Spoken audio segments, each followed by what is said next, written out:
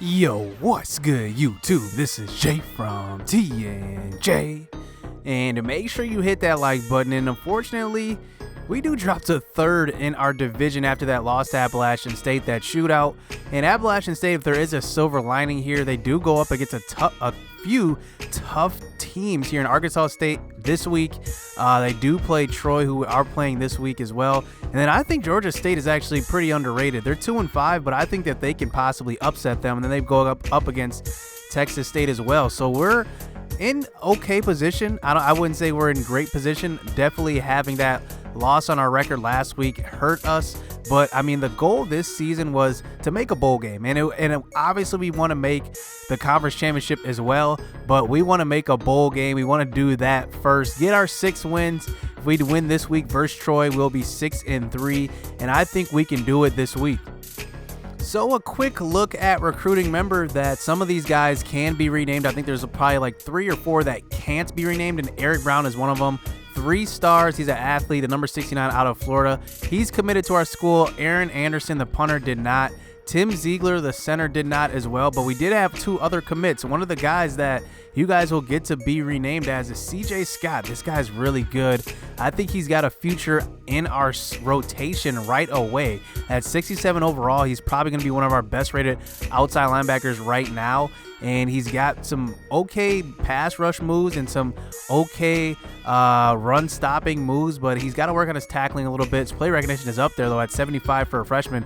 That's pretty good. But looking at the top of our board here, we do have John Logan at the top. This guy's a pretty good linebacker, middle linebacker, Bruton, Alabama, number 50 in the nation, and we're pretty much in the driver's seat for him. Looking at Ross Outlaw, we're in the driver's seat for him. He's an athlete. He's probably going to end up being a defensive lineman. Lance Folks is probably going to be a safety coming in. I'm excited to see him. I don't know what he's going to be exactly, but he has some pretty good tackling skills. He does have some receiving skills, so maybe he might end up being somewhere on the offensive end. So looking at the rest of our guys, Brad Sanders, a defensive tackle, we're in the lead for him, but he did come during that loss last week. So Marcus Washington, he's an athlete. He's okay at everything, but not really great. I don't really know what he's going to play, but he's a decent athlete right now. And he actually doesn't have a scheduled visit. So I don't even have a home game left for him to come to. So he's going to have to come during a bye week. George Hill, outside linebacker, a guy that I did discover a couple weeks ago, but look at him. He's up to 70 overall. So we're racking up these outside linebackers, and maybe this is a guy that we should move up our board a little bit, put 500 on him because he looks pretty good coming in. Looking at Zach Brown, we're pretty much out of the race with him, 1,500 points behind. So let's remove him from the board. So looking at the rounding out our top recruits here, let's make sure we get Jason Rhodes. We do need this kicker, as 82 and 82 is going to be our best kicker on our roster. Looking at Byron Pruitt, he's a decent guy. He's a pipeline guy out of South Carolina. I do like him coming in. He's probably not going to play right away, but he's going to be a redshirt candidate for sure. Caleb Smith, he's actually interesting. He's a faster receiver. He's 6'1", 194. If you look at his ratings, he reminds me a lot of Garrison Burnett because he's got speed but not really the skills yet. So I don't know if I want to play him right away. I don't really have anybody as fast as him right now.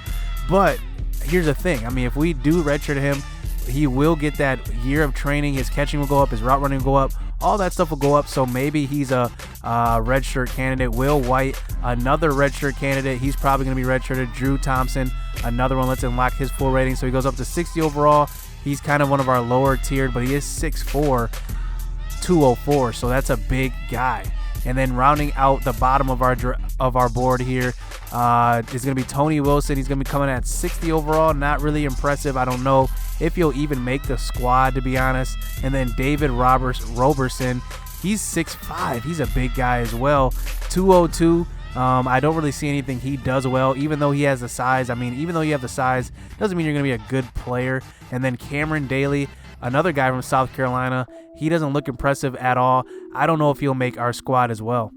So looking at Troy, they are 4-3 overall, 1-3 in conference. They're at the bottom of our division with only 1 win in conference. So I don't know. This is going to be an interesting game. They're number 15 in the nation in passing defense. so they might have some pretty good cornerback plays, but Kirk Herbstreit is actually going with us. And let's just look at their schedule here. They lost by 3 to Middle Tennessee State, won by 1 against Mississippi State. So they have some impressive wins, but then they just lost some games like Navy. They lost by 2 scores. Arkansas State, they lost by 5. And then Middle Tennessee State, they only lost by 3. So this might actually be a tough game.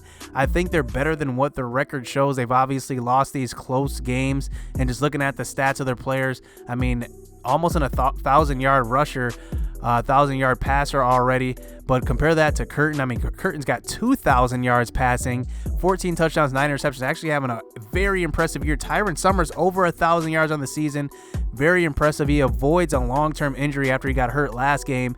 And then we do not yet have a 1,000-yard receiver. It looks like we probably won't have one.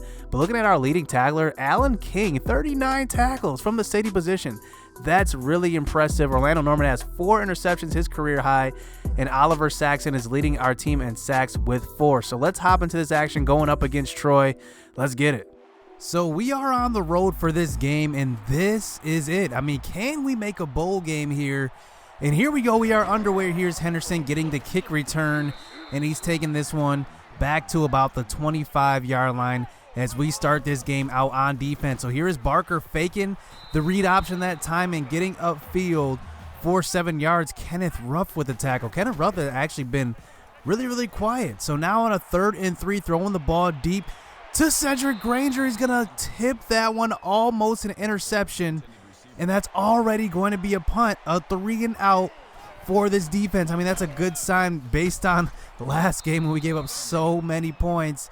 As here's this offense coming back on the field. They had no problems last game. It was our defense. As here is Tyron Summers getting the handoff up the middle and picking up the first down. So now on a 1st and 10, here is Curtin throwing to the right side, and that's Sam Forbes for a first down. 16 yards on that one as he is the senior leader in this receiving corps. So now on a 2nd and 9, throwing it out to Summers, and he couldn't pick up any blocks from Angel Gonzalez and Justin Johnson that time, and he picks up 17 nonetheless. So this drive continues inside of the 30-yard line.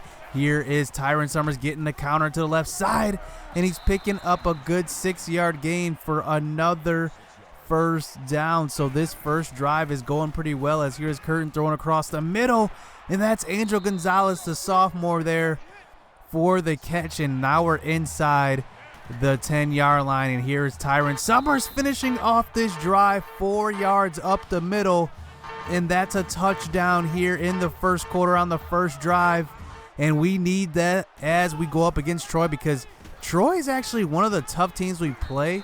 They're just having a down year to start this year in conference play. So here is Troy back out onto the field. Barker from the shotgun. Throw it to the left side. That's almost going to be picked off by Xavier Davis as this drive stays alive. So now on a 3rd and 2, throwing it out to the left side. Xavier Davis can't make the tackle on that one.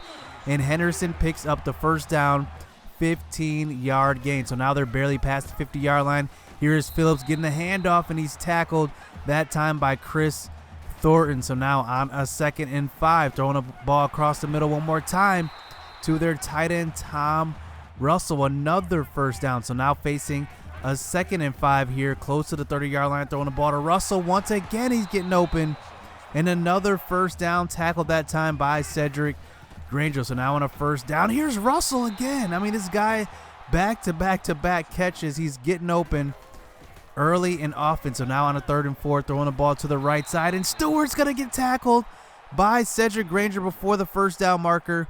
And Troy is going to line up to go for it on a 4th and 2, and they give it off to Phillips, but he's going to be stopped. Chris Thornton and Alan King both in on the tackle as we force that turnover, and we take back over inside our own 20-yard line. So here's Tyron Summers getting the handoff, and that's 10 yards easily for our outstanding junior running back. So here's Justin Johnson getting a little end around here, jet sweep action, as he picks up the first down, finds the open hole up the middle. So now on a 2nd and 9, facing some pressure and getting it away to Justin Johnson for the 22-yard reception on that.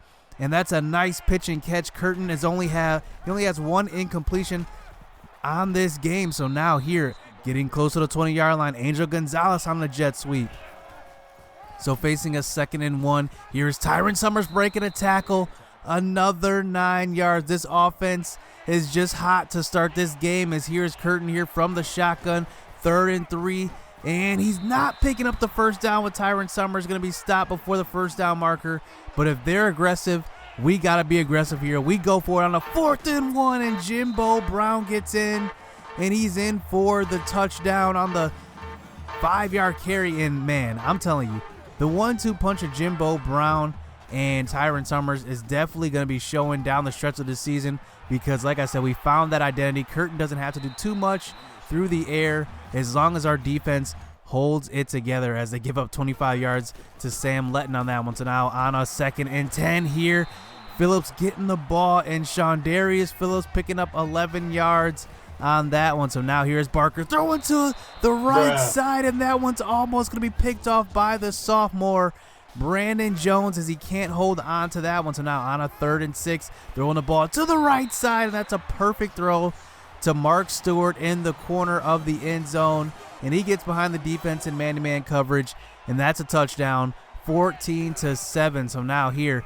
on the next drive, 3 minutes left here in the second quarter. Getting the handoff is Tyron Summers up the middle for 7 yards. So now on a 2nd and 3, throwing the ball across the middle. Angel Gonzalez holding on to the ball after that hit, and he's picking up another first down. So on a 1st and 10, here's Jack Kleck taking a huge hit and holding on to it, as he gets 5 yards on that one. So now facing a 3rd and 5, here's Justin Johnson getting open on the curl route, and that is going to be another first down as we move into field goal range. So here is Kashawn Curtin.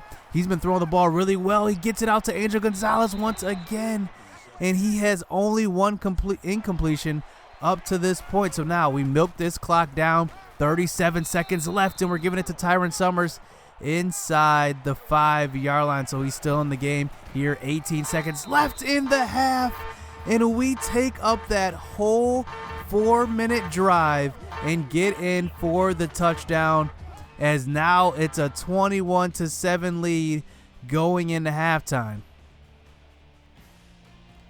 So now to start this second half, we are in the driver's seat. We start out the second half with the ball, and their offense has just not been there this game, but our offense has, and our defense has been showing up as well. So here's Kashawn Curtin. Can he keep this hot streak up? As man, he has been red hot throwing the ball. So here on a 1st and 10, close to the 25-yard line, rolling out to the right, throwing the ball over the top of the quarterback, and he's going to get open. That's Jimbo Brown, and that's a beautiful throw on the run as he picks up a big gain on that one. So now past the 50-yard line, throwing the ball across the middle on a 3rd down play, and Angel Gonzalez picking up the 15-yard reception on that one. So 1st and 10 inside the 20-yard line, throwing the ball to the right side, and Justin Johnson makes a move.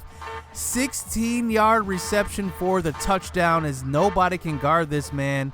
Nobody can guard anybody in this game, as we have 28 points put up here in this early part of this game, starting the second half, as now we come back on defense.